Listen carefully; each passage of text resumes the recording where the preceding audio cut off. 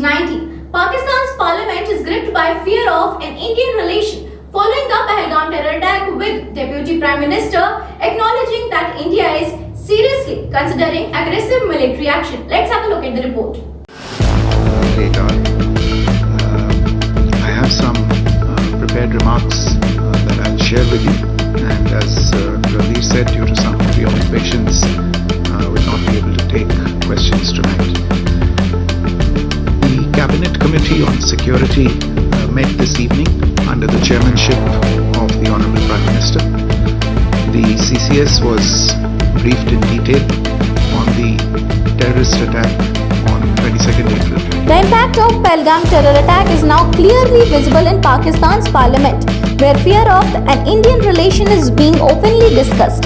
Pakistan's Deputy Prime Minister Ishaq Dar has acknowledged that India is seriously considering aggressive military action in response to the attack. According to intelligence inputs, there are indications that India is preparing for a targeted operation.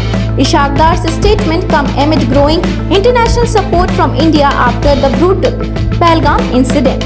Dar admitted that India's assertive approach, especially after being directly targeted in Pahalgam, has sent shockwaves through Islamabad. He noted that global powers have backed India's stance against terrorism, further isolating Pakistan diplomatically. The Indian army having been granted a free hand by PM Modi is reportedly finalizing its strategy. These developments reflect rising pressure on Pakistan's leadership as Indian relation appears imminent.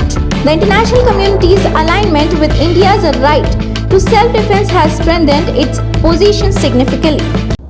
Let's move on to the next bulletin. An 8-year boy who was severely injured is stabbed during a movie screening on December has taken a step forward of his recovery. Let's have a look at the report.